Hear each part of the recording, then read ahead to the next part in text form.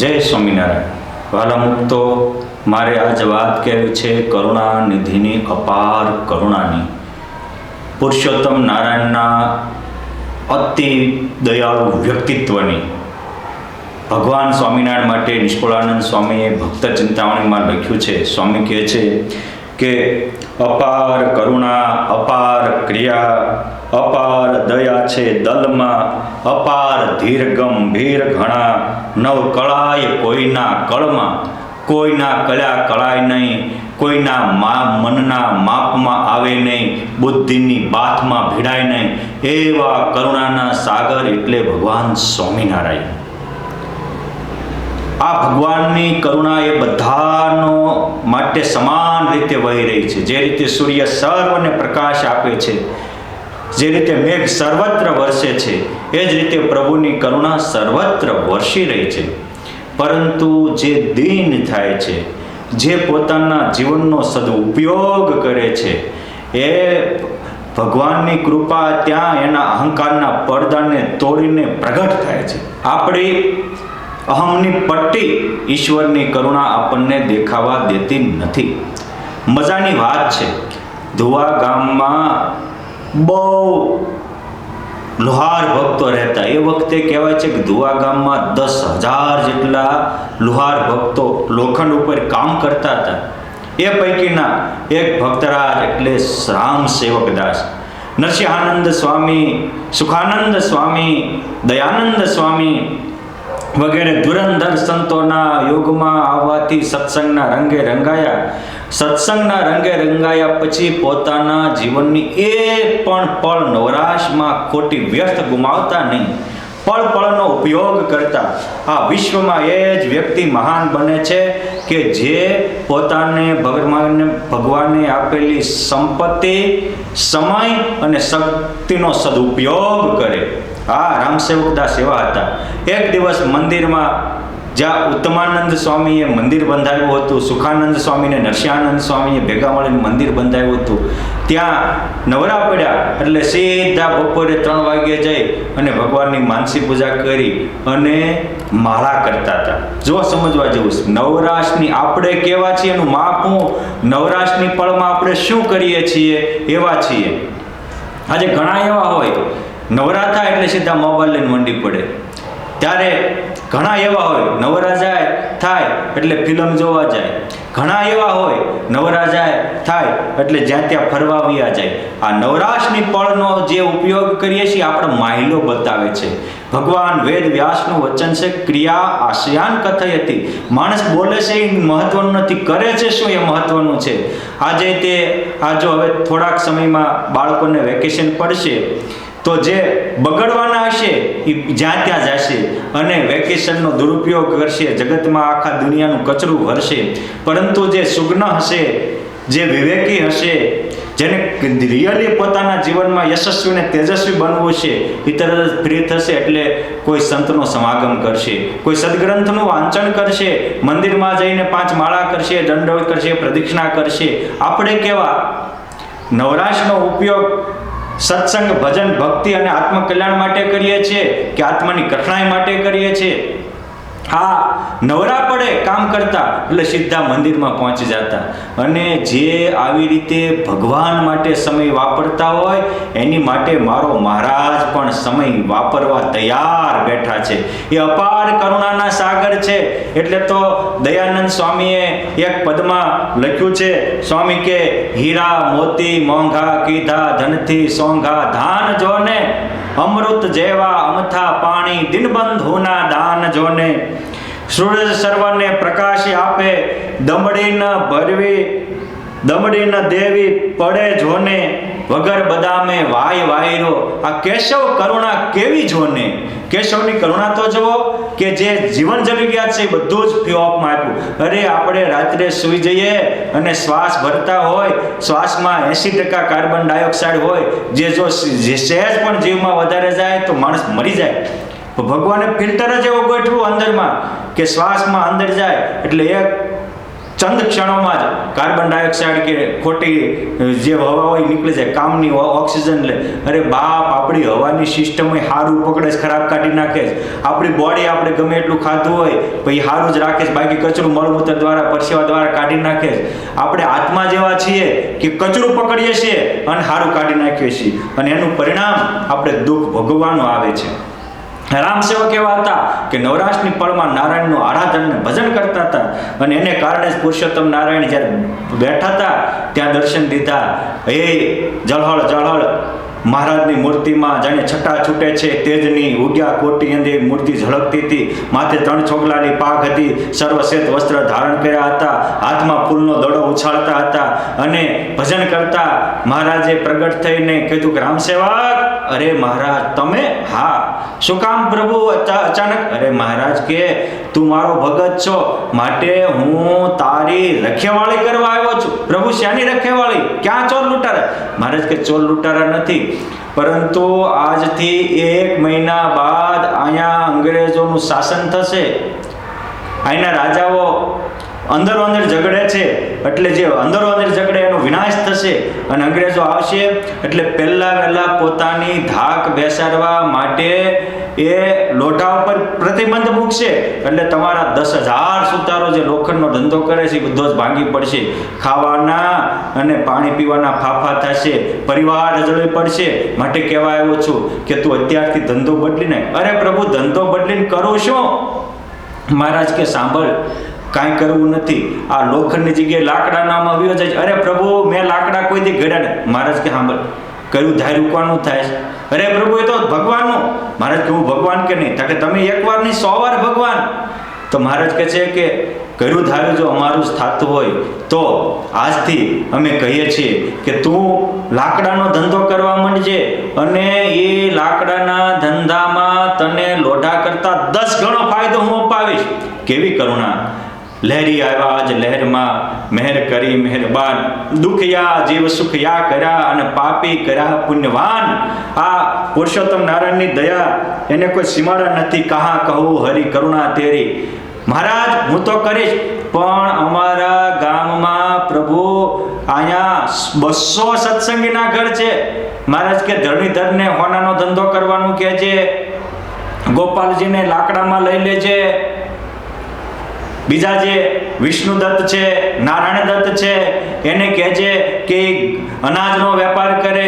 આમ એક હરિભગતના નામ લઈને મહારાજ કે આને આ ધંધો કહેજો, આને આ ધંધો કહેજો, આને આ ધંધો કહેજો. સારું મહારાજ. અને પુરુષોત્તમની કરુણા હતી, જેટલા મહારાજે શબ્દ કીધા એ બધા જ રામ સેવકના કાળજામાં કોરાઈ ગયા.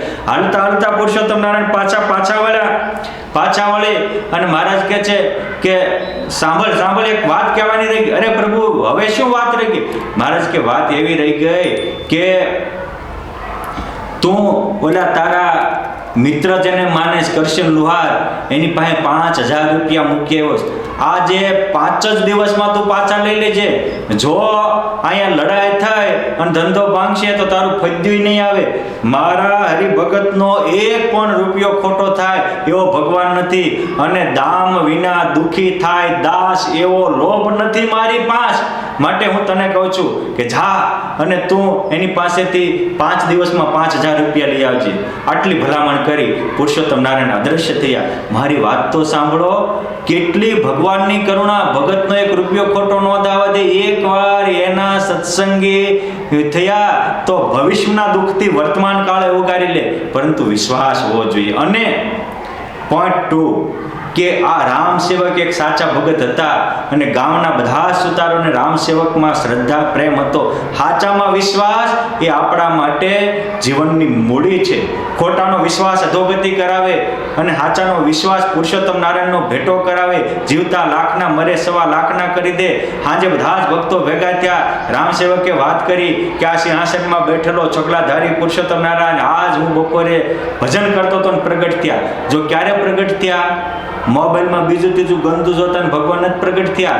જગતના કચરાની વાતો કરતા ત્યારે પુરુષોત્તમ નારાયણે કરુણા નથી લેલાવી. એ પ્રહલાદ હોય કે ધ્રુવ હોય, મીરા હોય કે નરસિંહ હોય, દાદા ખાચર હોય કે મોટીબા લાડુબા હોય કે 500 પરમહંસ હોય, જ્યારે પરમાત્મા માટે આપણે કંઈક કુરબાન કરવા તૈયાર થઈએ છીએ, એક પગલું પરમાત્માના પંથે ચાલીએ ત્યારે 99 પગલા આપણે સામે આવી અને કરુણાનો સાગર વરસાવે છે. હા, ભગવાન આવ્યા હતા શું કીધું?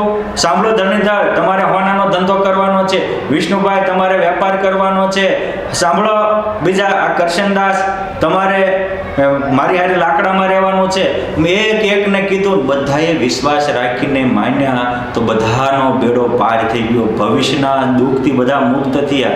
અને અમુક હતા એ કેવું એમ ભગવાન આવતા હશે, આ તો આમ તો પોતાની મોટા આંખમાં એવી બધી વાતો કરે છે. જે શંકા એ મોત છે, શ્રદ્ધા એ પરમાત્માને પામવાનું ઓક્સિજન છે. જેમ ઓક્સિજન વગર જીવી ન શકે એમ શ્રદ્ધા વગર જીવી ન શકાય. આખા વિશ્વમાં જે કાંઈ સર્જન છે એ પણ શ્રદ્ધાનું સર્જન છે, અને જે કોઈ ચમત્કાર છે એ પણ શ્રદ્ધાના ચમત્કાર છે. આ શ્રદ્ધા ભાવથી પૂજા કરતો હતો તો પરમાત્મા પ્રગટ થયા. શ્રદ્ધા ભાવથી ભજન સેવા કરતા હતા, ભગવાને દર્શન દીધા. એનું એ વડતાલ ધામ છે, એના એ હરિકૃષ્ણ મહારાજ છે, અને એનો એ પ્રેમાનંદ સ્વામીનો હરિ કૃષ્ણ હૈયાનો મારો હાર છે જી હો, એ જોજને જીવું છું તારી મૂર્તિ રે, એનું એ પદ છે. પ્રેમાનંદ સ્વામી એ પદ બોલ્યા ત્યાં પુરુષોત્તમ નારાયણ પ્રગટ થયા, હાર પહેરાવ્યો અને આંસુના જળથી પરસ્પરના અભિષેક કર્યા. એ પ્રેમાનંદ સ્વામી બનીને આપણે ગાઈએ તો પુરુષોત્તમ નારાયણ આજે હોંકારા દેવા તૈયાર છે. રામ સેવક બનીને આપણે ભજન સેવા કરીએ, મહારાજ આપણા પણ કષ્ટ કાઢવા તૈયાર છે. કેમ છે? આ સત્સંગમાં સદા પ્રગટ રહેવાનું પુરુષોત્તમ નારાયણનું વિરોધ છે. સત્સંગી થાય એના સોળના દુઃખ કાંટે મટાડવાનું પુરુષોત્તમ નારાયણનું વિરોધ છે. બધા ભક્તોએ માન્યા એ ફાવી ગયા, અને ન માન્યા એ મરી ગયા. પછી મહારાજે કહ્યું એમ રામ સેવક થોડાક દિવસ પાસે જ કરશનદાસ બીજા હતા લુહાર, એની પાસે 5000 માગતા, એ પણ લઈ આવ્યા. પુરુષોત્તમ નારાયણની ભવિષ્યવાણી સત્ય ઠરી, અને અંગ્રેજ અને ત્યાંના રાજાનું યુદ્ધ થયું. એમાં ત્યાંના રાજા પરાજિત થયા, અને બધા જ લોખંડ ઉપર એને સ્ટે મૂકી દીધો. એને કારણે બીજા બધા જ દુઃખી થયા. સત્સંગી 16 કળાએ ખીલી ઉઠ્યા, અને કુસંગીના મોઢા કાળા થયા. માટે સુખિયા થવું હોય તો દરેક સદગ્રંથો કહે છે કે બાપ, કુસંગ ત્યાગીને સત્સંગ કરો, દુર્ભાવ ત્યાગીને સદભાવ કરો. એ જિંદગીનો દુરુપયોગ ટાળવાનું બંધ કરો અને સદુપયોગ કરો. આપણે પણ રામ સેવકની જેમ પરમાત્માની કૃપાને પાત્ર બનવું હોય તો આવી રીતે જિંદગીનો સદુપયોગ કરીએ. મુક્તાનંદ સ્વામી કહે છે કે હરિ કૃપા તબ જાનિએ જબ ઉપજત વૈરાગ, મુક્ત કહે તે હોત હે સહજ વિષય સુખ ત્યાગ. અને વિષય સુખનો ત્યાગ થાય, ભગવાનને સંતમાં અનુરાગ થાય, એ પરમાત્માની મૂર્તિમાન કૃપા છે. વળી કહે છે હરિ કૃપા જબ તબ જાનિએ મિલત સંત કો સંગ, મુક્ત કહે પ્રભુ પ્રગટ કો ચડત તાહી કો રંગ. સાચા સંતનો સંગ મળે તો એ આપણને પ્રગટમાં પ્રેમ કરાવે, ત્યાં શ્રદ્ધા જગાવે. એ ભગવાનની મૂર્તિમાન કૃપા છે. સાચા સંતનો સંગ મળે. આજે મને થોડા દિવસ પહેલા જ એક ભક્તએ પ્રશ્ન કર્યો તો ભગવાન પ્રગટ છે એવું કે બધા કહે છે, તો પ્રગટ કેમ માનવા? કારણ કે હવ એવું કહે છે કે અમારા ગુરુ જ ભગવાન છે, અથવા અમારા ગુરુ રૂપે જ ભગવાન પ્રગટ છે. મેં કીધું જો જે ઉપર પરમાત્માની કરુણા થઈ છે એ ગુરુ રૂપી ડબલીમાં પુરાઈ ગયેલા ઉપર નહીં થાય. હા, ગુરુ પરમાત્માને પામવાનું દ્વાર અવશ્ય છે, પણ ગુરુમાં જ ભગવાન પ્રગટ છે આવી વસ્તુ સ્વામિનારાયણ સંપ્રદાયમાં કે આપણા સનાતન ધર્મમાં નથી. ગુરુ માધ્યમ છે. ભગવાને કહ્યું કે હું મૂર્તિ રૂપે પ્રગટ રહીશ, મંત્ર રૂપે પ્રગટ રહીશ, સદગ્રંથ રૂપે પ્રગટ રહીશ, ચરિત્ર રૂપે પ્રગટ રહીશ, એક શાસ્ત્ર રૂપે સદગ્રંથો રૂપે પ્રગટ રહીશ. આ બધા જ રૂપે ભગવાન પ્રગટ છે. અને આ પ્રગટ જે 5 રૂપ કયા, એ મારા તમારા આત્મામાં પરમાત્મા પ્રગટ થાય ત્યારે એ પ્રગટની વાત સત્ય થાય. આપણા એક પરમહંસોએ પોતાના આત્મામાં પરમાત્મા પ્રગટ કર્યા હતા ત્યારે એને કુમારી જાગી હતી. એટલે બ્રહ્માનંદ સ્વામી લખે કામ ક્રોધ લોભ વિષય નાશકે નડી, માવજી કેરી મૂર્તિ મારા અંતરમાં ખડી. ત્યારે જ આપણા દોષ જશે. કોકમાં ભગવાન પ્રગટ માનવાથી આપણા દોષ નહીં જાય. આપણા આત્મામાં પરમાત્મા પ્રગટ છે. જેમ સાચું સરનામું હોય તો ટપાલ ઠેકાણે પોગે, સાચો નંબર હોય તો યોગ્ય જગ્યાએ મોબાઈલ લાગે. એ જ રીતે આપણે સાચા અર્થમાં ભગવાનને પ્રગટ માનશું અને બધા પ્રત્યેની આંટીઓ મૂકી અને અલૌકિક ભાવથી આ સત્સંગનું સેવન કરશો તો મારા ને તમારા દુઃખ કાપવા કરુણા મૂર્તિ ભગવાન સ્વામિનારાયણ જેમ રામ સેવકના દુઃખ કાપવા તૈયાર હતા, જેમ દાદા કાચરને પર્વતભાઈના દુઃખ કાપવા તૈયાર હતા, જેમ 500 પરમહંસોને પગલે પગલે ફરી અને એના વચનમાં વિશ્વાસ રાખી એના દુઃખ કાપવા તૈયાર હતા, એમ મારા ને તમારા દુઃખ કાપવા હરિ હાજરા હાજુર છે. માટે આપણે આ રામ સેવકના આખ્યાનમાંથી આવો દયાળુ બેઠા હોય મંદિરમાં આવીને જગાડી જાય, ભવિષ્યના દુઃખ આવવાના હોય ત્યાંથી આપણને દૂર ભગાડી જાય અને એક ભક્તના કારણે આખા ધોવા બરાઈના ગામને સુખી કરી જાય. એ દિનબંધુની દયાને આપણે અંતરમાં વધારી અને આપણે પણ સાચા અર્થમાં જિંદગીનો સમયનો શક્તિનો સદુપયોગ કરી પુરુષોત્તમ નારાયણની કૃપાના પાત્ર બનીએ. જય સ્વામિનારાયણ.